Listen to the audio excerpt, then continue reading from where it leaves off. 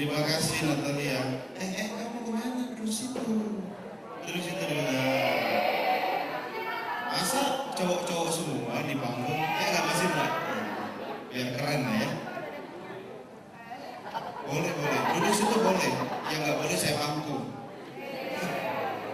Selamat siang semua. Saya tahu suasana hati Anda semua seperti apa siang ini. Terlihat dari wajah-wajahnya. Ngantuk ya kan? Tapi saya percaya bahwa Anda semua orang cerdas. Ciri-ciri orang cerdas itu dari wajahnya wajah mesum. Kayak ini, saya coba berdiri. Coba berdiri mas. Bisa berdiri nggak? Oh bisa. Bisa berdiri dia. Nah, namanya siapa? Hans. Nyebut nama aja beda. Hans. Ambil apa? Maksud saya lu ambil barang orang bukan? Kenapa ambil jurusan itu? Ada temen-temennya? Memang tertarik dari itu. Cara pegang mic aja beda. Saya tertarik ambil jurnalisme memang tertarik. Siapa yang membuat tertarik?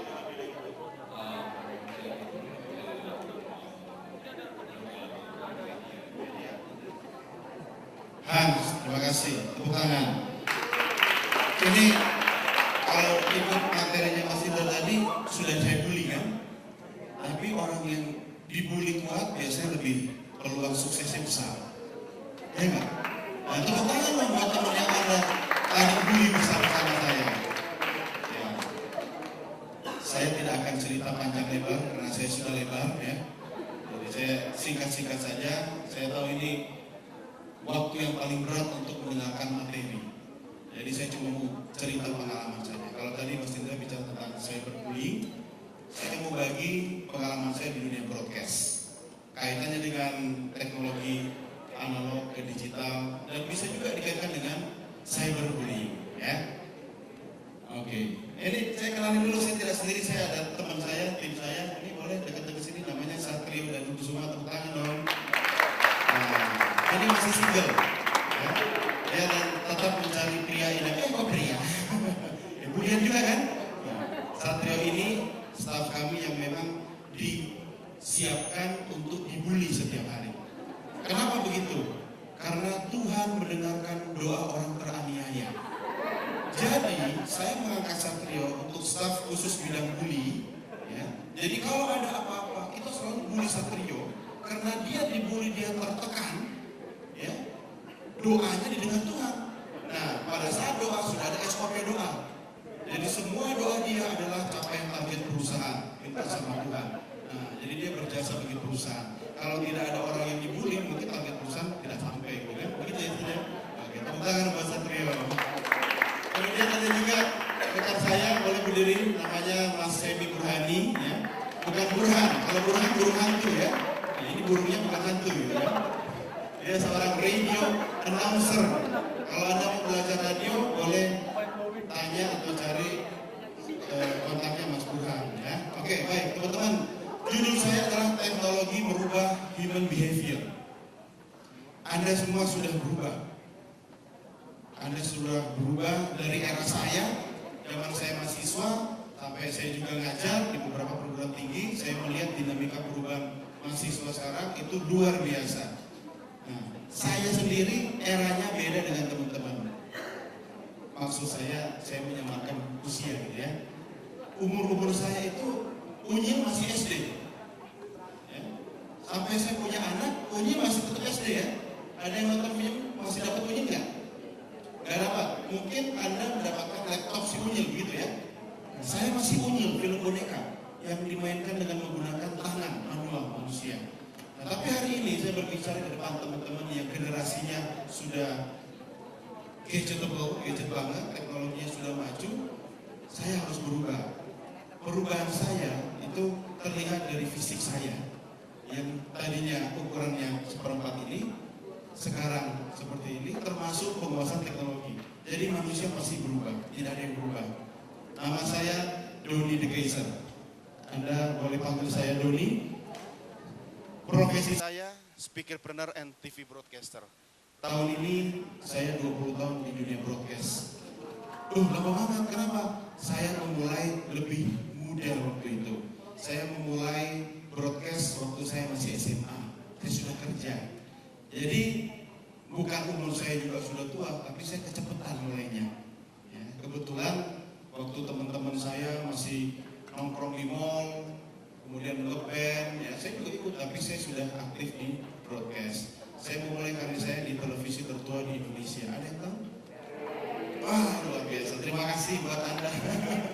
Itu nasionalismenya harus ditambah ya. Nah, saya memulai karir saya di TVRI dan itu juga di TVRI Jogja. Kalau Anda nggak percaya, saya juga dulu badan saya six pack nih. Lihat foto saya. Ya. Dulu saya six pack, sekarang saya 6 months. Anaknya sudah 4.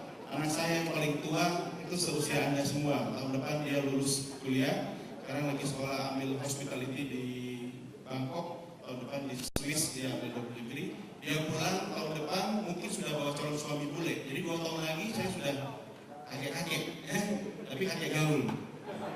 Umur saya belum 40 ya. Wow, iya kawin muda. Ya, kawin muda, kerja muda, nggak ada yang salah kan? Nggak ada yang salah. Saya utuh.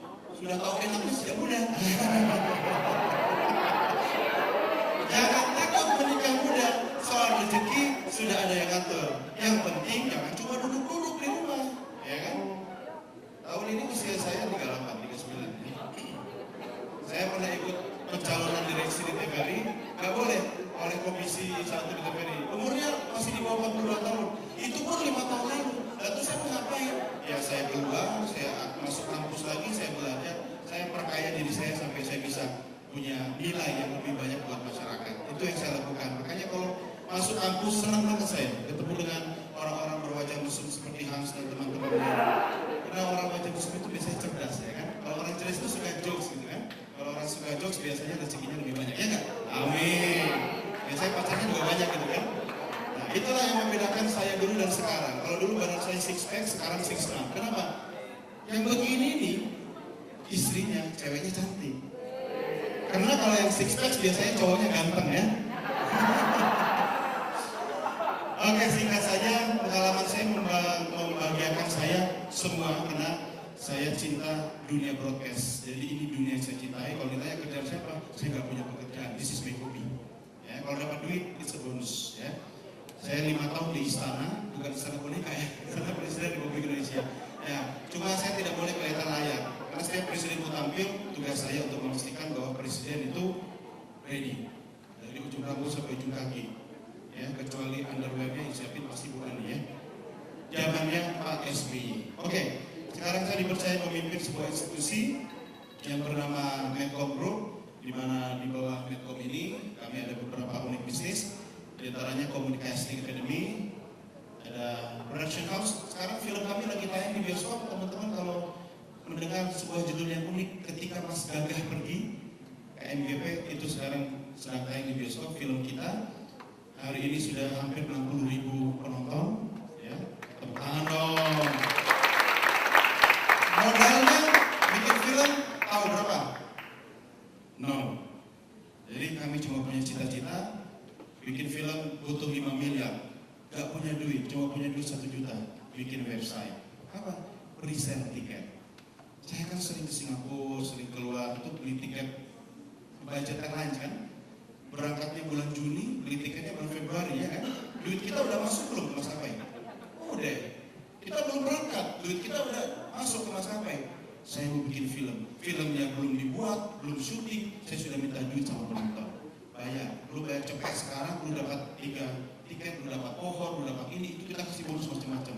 Modalnya dari situ. Jadi kalau punya ide, jangan khawatir, uang akan datang dari banyak pintu. Ya, itu sebabnya saya susah diet. Nah ini bisnis yang kami tekuni sekarang. Kami punya televisi lokal. Saya juga mendirikan kurang lebih 11 TV lokal di daerah di beberapa wilayah. TV-nya Pak Ical kemarin yang FIFA itu saya juga di situ dan diminta Pak James Jadi, kita satu grup ya, itu untuk mengembangkan berita 1 news channel ya. Oke, saya mau masuk ke materi saya. Nah ini kalau lihat saya di TV beda ya. Trio. Nah, ini film kami yang kami tayangkan di bioskop. Rencananya sih film berikutnya bukan ketika Mas Gaga pergi, ketika Mas Doni datang. Nah, keren kan? Oke, yes. Saya mau kasih sedikit ilustrasi buat Anda semua bagaimana teknologi khususnya broadcast itu dulu dan sekarang. Ya. Anda mungkin masih ingat bahwa kalau kita bicara teknologi ada masa lalu, ada masa kini. Dulu satu-satu. Oke. Ini bukan merepresentasikan saya ya, tapi daripada dianggap membuli orang lain, bully diri sendiri. Masih ingat kan dulu kita punya monitor komputer sebesar ini kan? Dan sekarang semua makin simple, makin kecil. Bahkan semua dalam genggaman, dalam tangan. Coba lihat apa yang Anda pegang semua sekarang itu. Itu dunia sudah dalam genggaman Anda. Bahkan bukan cuma dunia, ya, akhirat juga dalam genggaman Anda. Iya kan? Anda bisa ada e-book, Anda bisa e-Quran, ada e-Bible, ya kan? Semuanya serba digital. Jadi Anda mau masuk surga, mau masuk neraka, tergantung jempol. Kalau Anda klik Jupek setiap hari, ya sudah jelas arahnya kemana. Ya, kalau Anda buka kitab Wahyu, ya kan? Ya sudah jelas arahnya juga kemana. Atau dengar radio Hotline 100,6, ya kan? Terusnya Hotline ada di situ, ya. TV juga begitu. Dulu TV seperti saya. Ya. Sekarang TV ini lebih tipis daripada kitab suci. Itu sebabnya Anda lebih senang nonton TV daripada baca kitab suci. Kitab suci kan beratus-ratus halaman kan? Anda tidak pernah hafal isinya, tapi jadwal acara TV lebih mudah dihafal karena bentuknya slim. Nah, ini teknologi. Yang dulunya seperti itu, sekarang seperti ini. Apa lagi kira-kira? Nah, masih ingat handphone Nokia 1 juta umat? Saya pernah punya ini. Saya masih jadi reporter waktu itu. Saya beli handphone ini, jatuh berkali-kali nggak rusak-rusak. Yang rusak lantainya. Masih ingat dengan handphone Asia yang Rp299.000. Sudah dipakai berbulan-bulan, sudah dari bodinya bertekstur sampai halus gitu kan.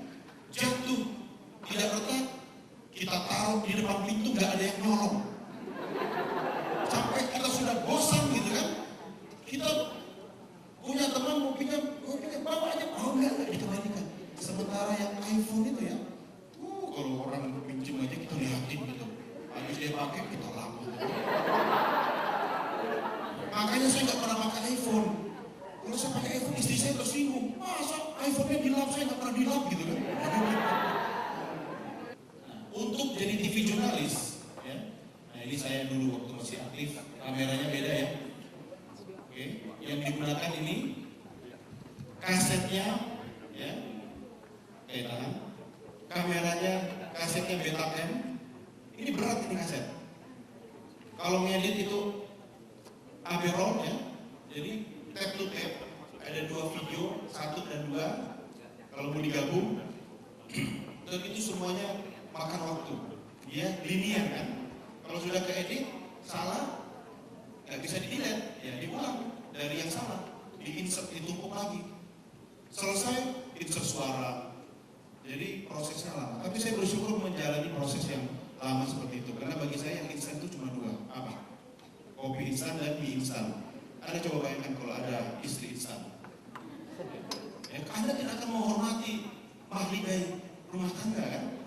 Harus tiba-tiba mau menikah, dia tinggal datang ke hypermart. Istri instan di mana? Lurus bagian belakang ada rak paling gede. Pilih ambil, bayar, sampai rumah seduh air panas. Terang, selamat siang. Ya bosan besok dia datang lagi. Bapak kalau istri instan yang Arab sebelah mana? Agak ke belakang. Bayar, kok beda? Harga lebih mahal, ya soalnya impor gitu kan. Seduh air panas. Terang, assalamualaikum. Tidak ada yang instan. So enjoy the process. Termasuk hari ini, Anda melalui sebuah proses. Jadi dinikmati aja. Saya tahu sebagian besar dari Anda pikirannya tidak ada di sini. Ada yang di Alexis, ya kan? Yang kabarnya kebakaran kemarin ternyata bagian belakang. diralat kemudian kan lewat sosmed kan, jangan khawatir kami tetap memberi pelayanan bagi Anda yang single gitu kan. Luar biasa ya. Ada yang di kosan, pikirannya deg-degan, nggak boleh keluar, ini kalau hujan, cucian belum diangkat. Sebagian besar dari Anda memikirkan pacar orang lain ya. Kita tidak pernah tahu isi pikiran Anda. Ini soal konten. Ini konten yang ada di kepala Anda kalau Anda distribusikan lewat media, nah, Anda sendiri bertanggung jawab. Sekarang, ya, kalau kita bicara menjadi jurnalis, next. Anda masih ingat mobil es krim seperti ini? Ya.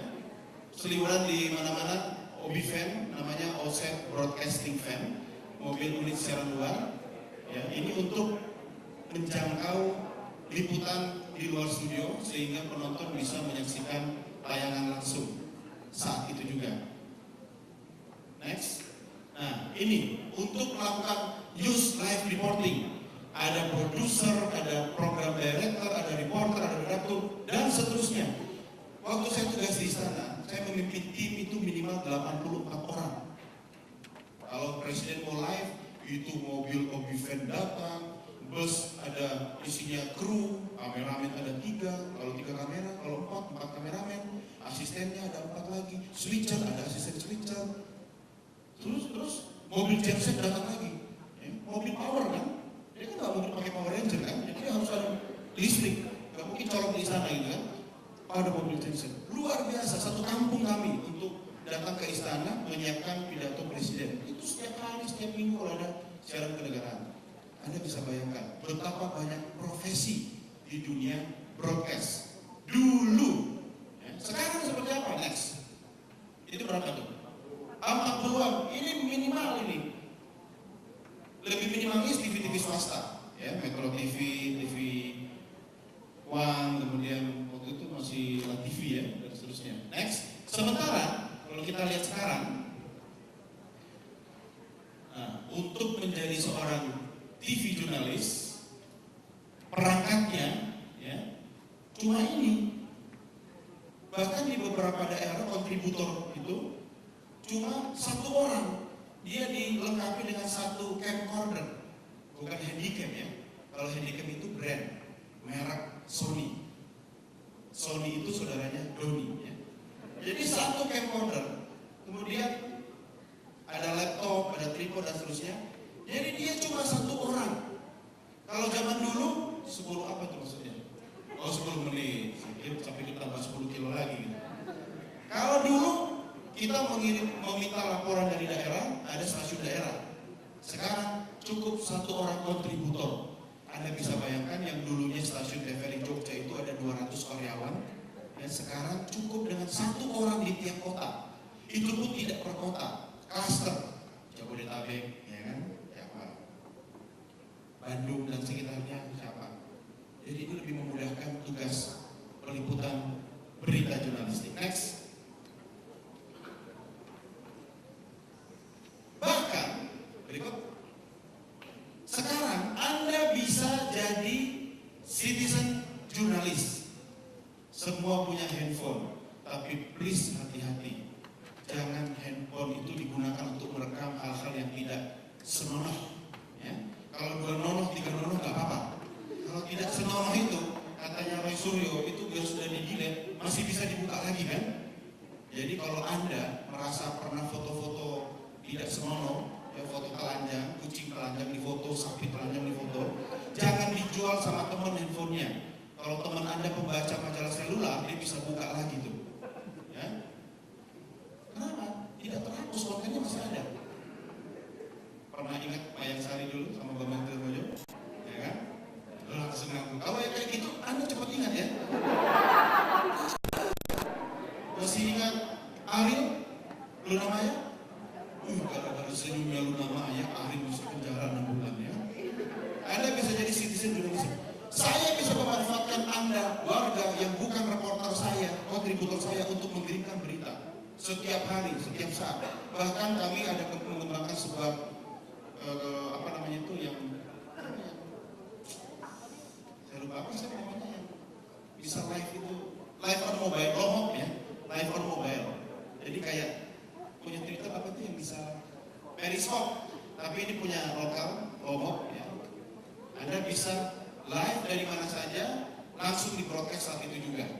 Hati-hati, jangan lupa kalau kebelat sebelum masuk toilet di stop dulu. Kalau tidak nanti video Anda, konten Anda tersebar ke seluruh dunia akhirat ya. Next.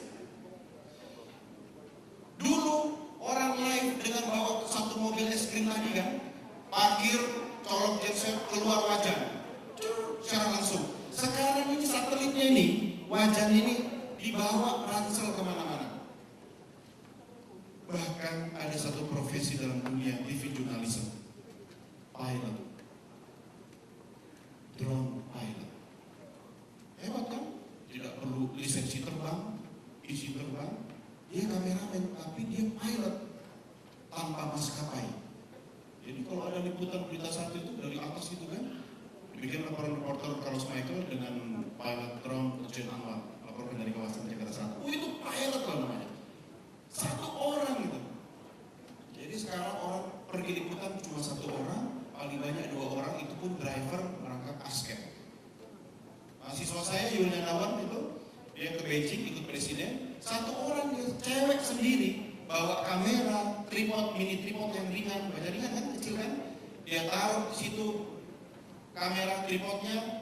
Ini kereta cepat lagi berjalan ya dari Beijing, ada presiden situ, dia balik viewfindersnya, tahu kan, dia pencet record, dia blocking sendiri. Jadi bukan kameranya yang record, dia yang menyesuaikan. Ya saudara, saat ini saya dalam perjalanan. Iya, sampai di hotel dia edit pakai laptop, minimal pakai Premiere bisa kan? Kirim pakai apa saja bisa. Bahkan kita live dari Tanah Suci, laporan haji, WhatsApp. Canggih kan? Teknologi semua sudah di tangan. Bayangkan. Next. Agak slow ya slide-nya ya. Jam-jam segini memang slow. Oke, next. Peralatan perang yang dibawa seorang TV reporter sekarang Pak.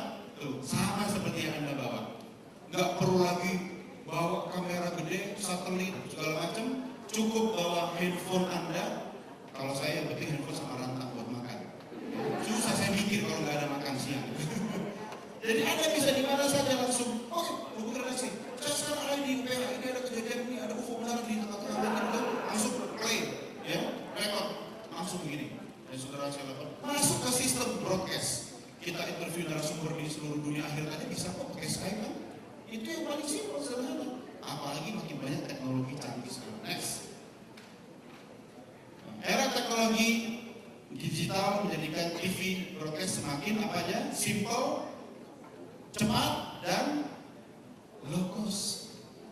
Saya sebagai pengelola media akan mencari lulusan komunikasi yang walaupun dia sarjana, tapi dia bisanya macam-macam. Zaman dulu saya belajar kamera sendiri, ya. Belajar lagi audio, lighting, editing, produser, sampai jadi senior produser dan seterusnya sampai jadi editor chief. Kalau sekarang ada orang datang ke saya mau apa? Seleksi TV reporter, saya tidak lihat ijazahnya. You bisa apa? Mau jadi reporter? Oke, coba diundi sana, live report. Ya sudah saya laporkan saat ini telah terjadi 3 kecelakaan beruntun, korbannya 1 orang sakit hati, 2 jenazah lari dan 3 lainnya gagal. Kita akan lihat langsung kapasitasnya. Lo mau jadi apa editor? Bisa ngedit, bisa apa? Saya tidak minta sertifikatnya. Itu cuma konfirmasi aja. Kalau satu orang itu dia bisa jadi reporter, bisa editor, bisa kameramen, bisa live report, suaranya oke, ya. Ditambah lagi dia berani, saya milih dia daripada milih orang yang lulusan Harvard University, IP-nya 7, ya kan? Yang jalan aja sudah menapa bumi, karena angin langsung goyang begitu. Lebih baik dia, saya gaji dia 3 kali lebih mahal karena dia memiliki kapasitas sama dengan 10 orang. Daripada saya bayar 10 karyawan dengan pekerjaan satu. Bisa dipahami kan? So, increase your skills. Because skills is mata uang yang bisa diterima di seluruh dunia. Anda mau keliling dunia akhirat cuma punya skill, aman. Next. Penutup. Tidak ada yang tidak berubah kecuali perubahan itu sendiri. Dan ada satu yang tidak berubah,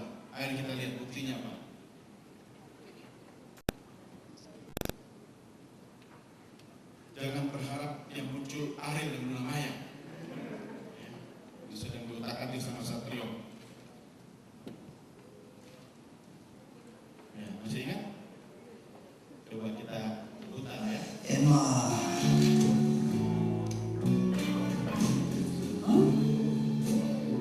Emma. Istrinya masih pakai not. Aduh, nggak usah pakai itu. Main itu pakai masih ngeprint katanya. Udahlah, jangan pakai kertas. Emma.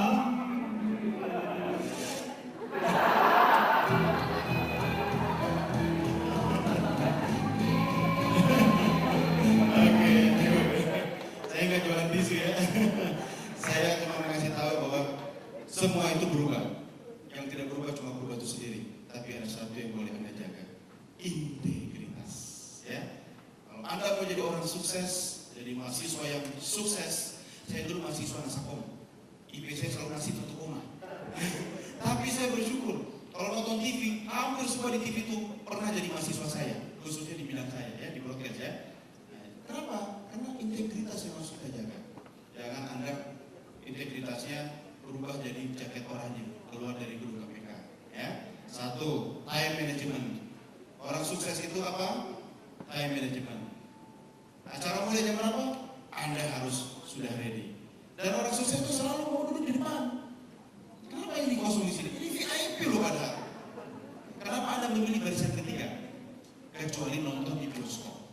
Ya, kalau Anda duduk paling depan, saya jamin pulangnya Anda ke dokter mata. Dan yang ketiga, selalu mau berubah. Cuma satu yang tidak pernah berubah, integritas. Teman-teman, ini sekedar sharing dari saya. Kalau ada hal yang mau didiskusikan, ini ada sosmed saya. Saya kebetulan Ketua Umum Jamaah Facebookia Indonesia. Jadi kita bisa ngobrol lebih lanjut karena waktunya terbatas lewat sosial media. Terima kasih, selamat siang.